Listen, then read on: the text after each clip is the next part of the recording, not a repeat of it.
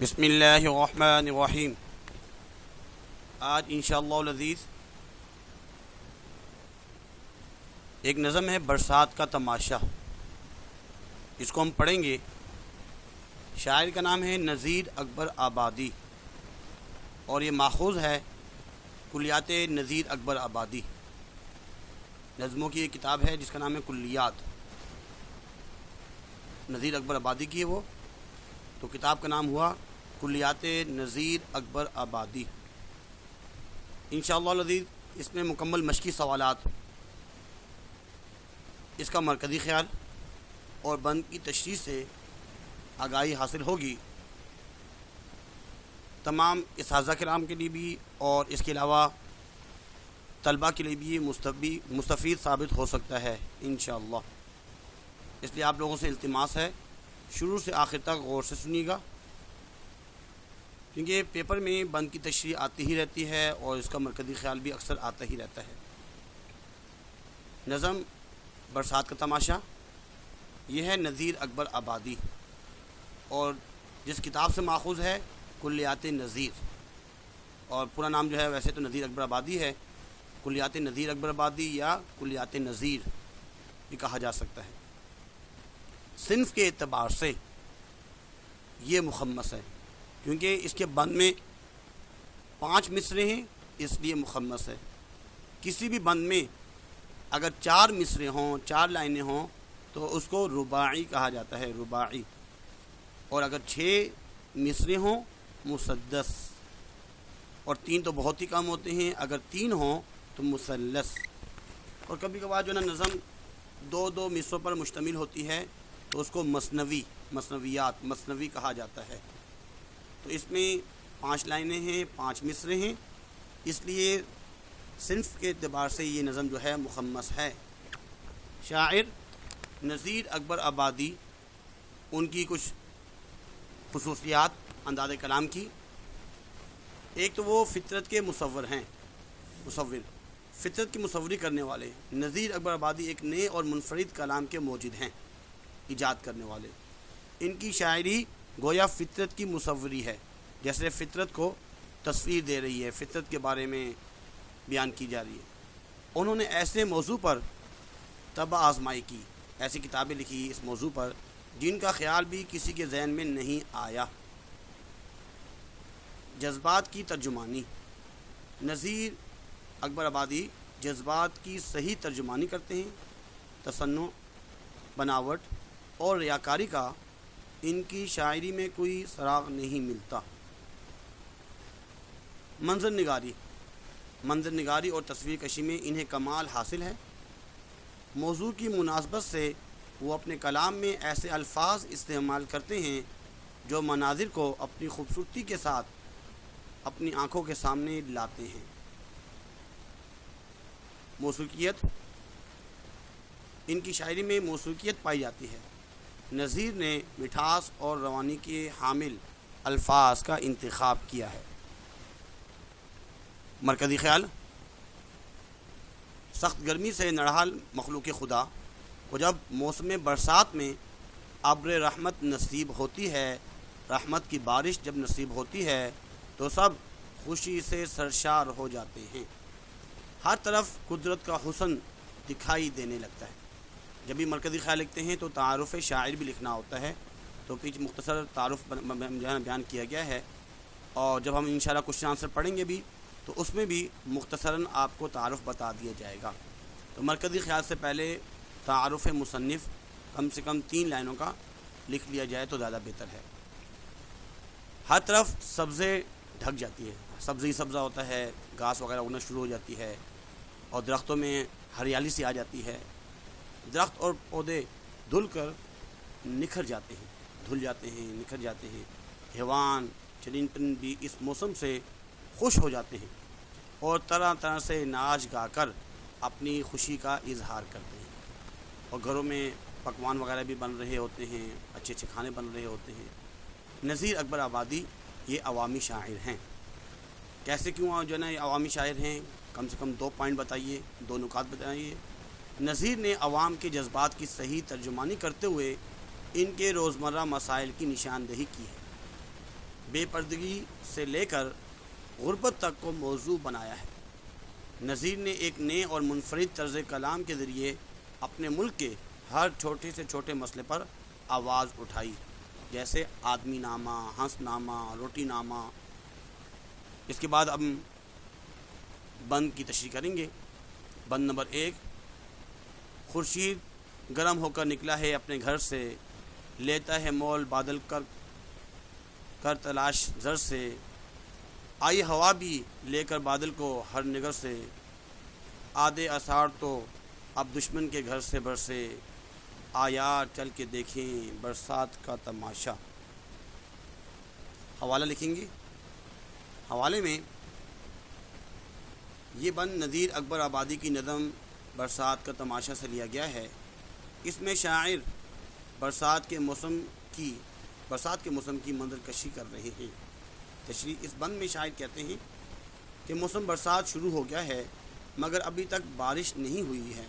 سورج پوری آب و تاب کے ساتھ چمک رہا ہے، لوگ گرمی سے بے حال ہیں اور بارش کا انتظار کر رہے ہیں۔ اللہ کا شکر ہے کہ اب ہوا چل پڑی ہے اور مختلف علاقوں سے بادلوں کو جمع کر کے لا رہی ہے۔ برسات کا آدھا مہینہ گزر چکا ہے، اب تک بارش پرائے دیس میں ہی ہوتی رہی، لیکن اب بارش کے آثار دکھائی دے رہے ہیں۔ آؤ دوست مل کر برسات میں ہونے والی اس رحمت کی بارش کا لطف اٹھائیں۔ حسن بیان: اس بند میں شاعر نے خوبصورت انداز میں برسات کی آمد کی منظر کشی کی ہے۔ بند نمبر 2، قاصد صبا کے دوڑے ہر طرف منہ اٹھا کر، ہر کوہ دشت کو بھی کہتے ہیں یوں سنا کر، ہاں سبز جوڑے پہنو ہر دم نہا نہا کر، کوئی دم کو میگھ راجا دیکھے گا سب کو آ کر، آیار چل کر دیکھیں برسات کا تماشا۔ اس میں حوالہ: یہ بند نذیر اکبر آبادی کی نظم برسات کا تماشا سے لیا گیا ہے۔ اس میں شاعر برسات کے موسم کی منظر کشی کر رہے ہیں۔ حوالہ سب کا ایک جیسا ہی ہوتا ہے۔ تشریح: اس بند میں شاعر کہتا ہے کہ موسم برسات شروع ہو گیا ہے، مونسون کی ہوائیں بارش کا پیغام لا رہی ہیں اور پہاڑوں اور جنگلوں کو یہ کہہ رہی ہیں کہ ابھی بادلوں کا بادشاہ آنے والا ہے، یعنی بارش ہونے والی ہے، ہر پیاسے کی پیاس بجھے گی اور خوب بارش ہوگی، ہر طرف سبزہ اور ہریالی ہوگی۔ آؤ دوست ہم سب مل کر برسات میں ہونے والی اس رحمت کی بارش کا لطف اٹھائیں۔ اس میں کوہ کا جو لفظ ہے، کوہ پہاڑ کو کہتے ہیں، اور دشت جو ہے وہ ریگستان کو کہا جاتا ہے، اور میگھ راجا، میگھ اصل میں بارش کو کہا جاتا ہے، بارش کا راجا، بارش کا بادشاہ۔ اس کے بعد حسن بیان: اس بند میں شاعر نے خوبصورت انداز میں برسات کی آمد کی منظر کشی کی۔ بند نمبر 3،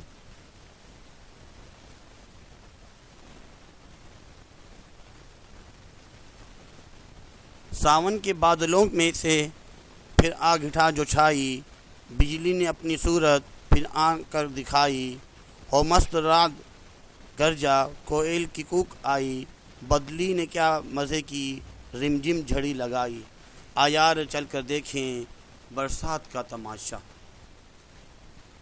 اس میں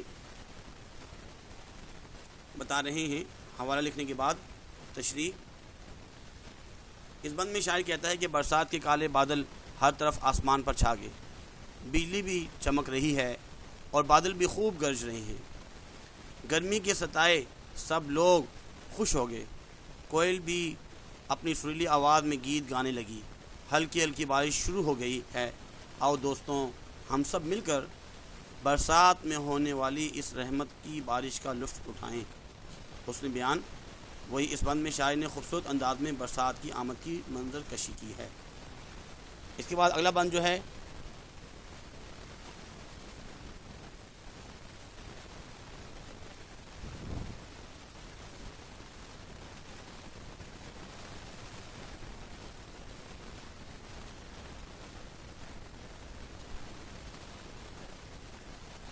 کالی گٹھا ہے ہر دم برسے ہے می کی دھاریں، اور جس میں اڑ رہی ہے بگلوں کی 100 قطاریں، کوئل پیپے کوکیں اور کوک کی پکاریں، اور مور مست ہو کر جوں کو کلا چنگاریں، آیار چل کر دیکھیں برسات کا تماشا۔ حوالے کے بعد تشریح۔ اس بند میں شاعر کہتا ہے کہ موسم برسات کی بارش شروع ہے، کالے بادل چھائے ہوئے ہیں، خوب زوروں کی بارش ہو رہی ہے۔ اس بارش میں خوشی سے بگلے کتارے بنائے اڑ رہے ہیں، نہ صرف کوئل بلکہ پیپے بھی۔ اصل میں پیپے کہتے ہیں، یہ کوئل جیسے جو آواز والے پرندے ہیں اس کو کہتے ہیں، وہ بھی خوشی سے گیت گا رہے ہیں۔ مور بھی خوشی میں مدہوش ہو کر کوئل کی طرح گانے گانے لگے ہیں۔ آؤ دوستوں، ہم سب مل کر ہونے والی اس رحمت کی بارش کا لطف اٹھائیں۔ اس کے بعد آپ کی بک میں ایک یہ بھی ہے، جب یہ نوید پہنچی صحرا میں ایک باری، ہونے لگی وہاں پھر برسات کی تیاری، چشموں میں کوہ کے بھی ہوئی سب کی انتظاری، موسم کے جانور بھی آتے ہیں باری باری، آ یار چل کر دیکھیں برسات کا تماشا۔ اس میں بھی حوالہ لکھنے کے بعد تشریح میں لکھیں گے کہ اس بند میں شاعر کہتا ہے کہ جب موسم برسات کی بارش جب شروع ہوئی تو صحرا جو پیاسے تھے اور وہ اپنی پیاس بجھانے کے لیے بےتاب ہو رہے تھے، پانی کے تالاب اور جو چشمے سوکھے ہوئے تھے اب وہ بھر جائیں گے، اور وہ بھی بارش کے لیے تیار ہیں۔ اور اس موسم میں جو جانور نکلتے ہیں وہ بھی نظر آنا شروع ہوں گے۔ یہ نشانی ہے بس پانی اب برسنے کو ہے اور پیاسوں کی پیاس بجھنے والی ہے۔ اور آخر میں وہی بات، آؤ دوستو ہم سب مل کر برسات میں ہونے والی اس رحمت کی بارش کا لطف اٹھائیں۔ اس کے بعد آخری جو ہے اس کا بند، بگلے سبوں نے ہر جا اونچے چھپائے زر دے، میوے مٹھائی امب بولتے ہیں آم کو، انگور اور سردے، پکوان تازے تازے، خاصے پلاؤ سردے، برسے ہیں ابر باراں، کھلوا دیے ہیں پردے، آ یار چل کر دیکھیں برسات کا تماشا۔ اس میں بھی حوالہ لکھنے کے بعد تشریح میں لکھیں گے کہ اس بند میں شاعر کہتا ہے کہ جب موسم گرما کی شدت ہوئی، بارش کی وجہ سے کم ہوئی، جب شدت کم ہوئی تو چرند پرند اور پودے جھومنے لگے اور اپنے ہی انداز میں خوشی کا اظہار کرنے لگے، اور اپنے ہی انداز میں اس موسم سے لطف اندوز ہونے لگے۔ اونچے اونچے بگلوں کے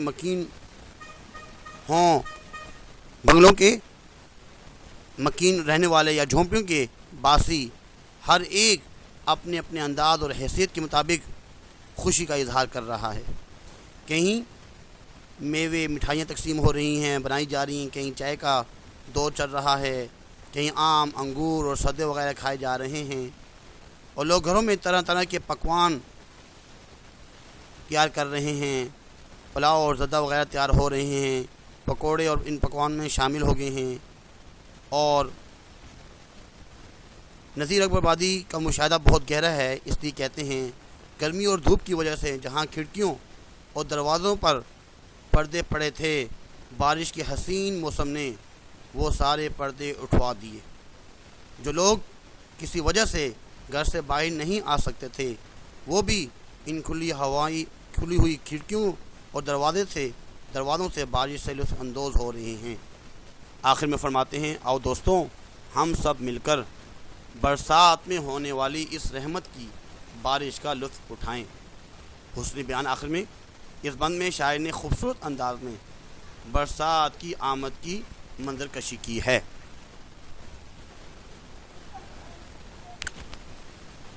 نذیر اکبر آبادی 1735 میں پیدا ہوئے ہیں اور وفات 1830۔ نام ان کا جو ہے اکبر آبادی کا نام ولی محمد تھا، اور تخلص جو ہے وہ نذیر۔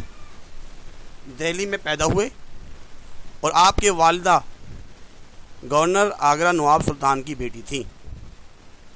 اس کے بعد ان کی جو مشہور کتابیں ہیں، تصانیف ہیں، برسات کی بہاریں، آدمی نامہ، ہنس نامہ اور بنجارہ نامہ ان کی مشہور نظمیں ہیں، اور کلیات نذیر اکبر آبادی سے ماخوذ ہیں۔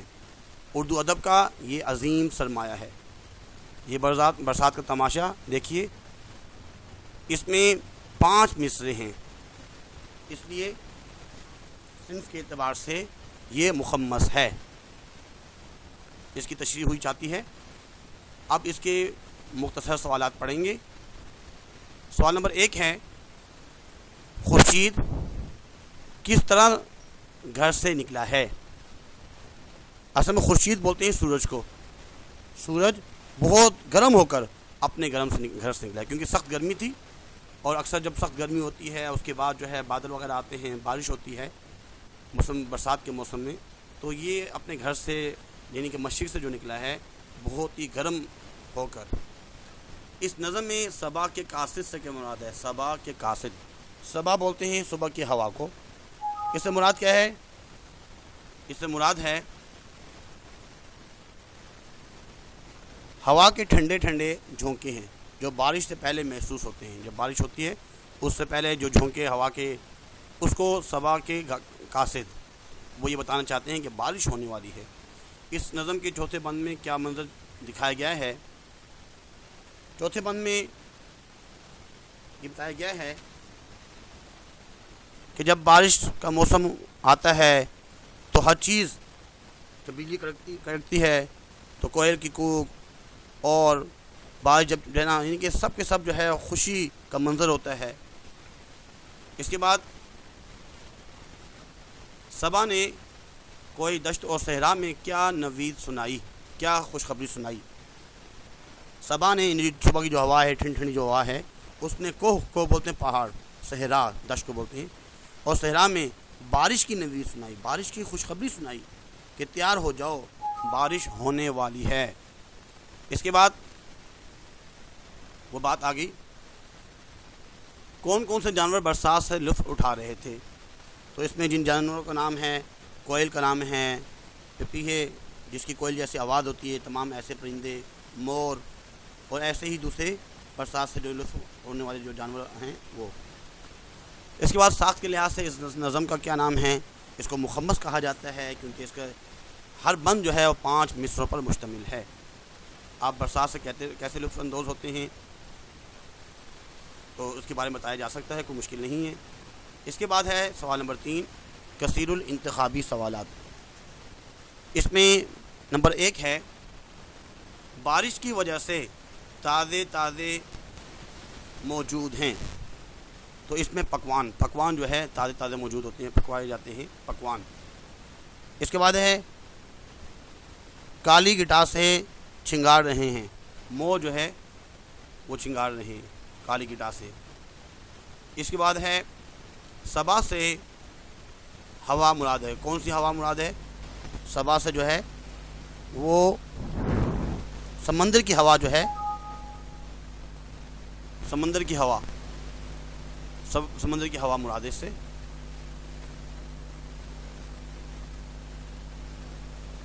ایک اور ہے، کالی گٹا میں اڑ رہی ہیں، اصل میں کوئلے جو ہیں وہ کالی گٹا میں اڑ رہی تھیں۔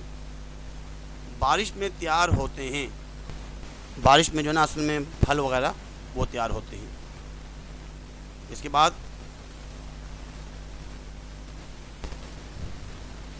سوال نمبر 4، کالم الف کو کالم بے سے ملانا ہے۔ چھنگار کی جب بات آئے گی تو یہ مور جو ہے نا، مور یہ چھنگارتے ہیں، اور بادل یہ گھٹا کو بولتے ہیں، دشت صحرا کو بولتے ہیں، صحرا۔ صبا جو ہے وہ ہوا کو کہا جاتا ہے، اور جب بات ہوتی ہے رعد، تو رعد جو ہے یہ گرج کے بارے میں معنی میں آتا ہے، گرجنا رعد، اور جھڑی یہ گٹار کے معنی بھی آتی ہے می، جھڑی جو ہے اصل میں می بارش کے معنی میں آتی ہے۔ خالی جگہوں کو درست الفاظ سے پر کیجیے۔ آئی ہوا بھی لے کر بادل کو ہر نگر سے، ہر کنارے سے، ہر طرف سے، اس میں آئے گا بادل۔ ہر کوہ و دشت، دشت بولتے ہیں صحرا کو، ہر کوہ و دشت کو بھی کہتے ہیں یوں سنا کر، جب یہ نوید پہنچی تو صحرا میں ایک باری صحرا ہو مست رعد گرجا، جب جو نا بجلی جو ہے گرجی تو کوئل کی کوک آئی، اس نے اپنی آواز نکالی۔ تو امید کرتے ہیں کہ آج کا لیکچر آپ کو سمجھ میں آیا ہوگا۔ آج کے لیے اتنا ہی کافی ہے۔ اگر ابھی تک آپ نے میرا چینل سبسکرائب نہیں کیا، لازمی سبسکرائب کر لیجئے۔ اردو کے ساتھ ساتھ اسلامیات کے بھی لیکچر جو ہے اکثر کو معلوم ہی ہے، ہم نے بہت سے اپلوڈ کیے ہیں، اس میں سے دیکھے جا سکتے ہیں، ڈسکرپشن میں تمام لنکس موجود ہیں۔ اور دوستوں کو لازمی شیئر کیجئے، کمنٹس لازمی کیا کریں کہ کیا آپ کو اس سے کیا فائدہ ہو رہا ہے۔ اللہ رب العزت عمل کرنے کی توفیق عطا فرمائے۔ وما علینا الا البلاغ المبین۔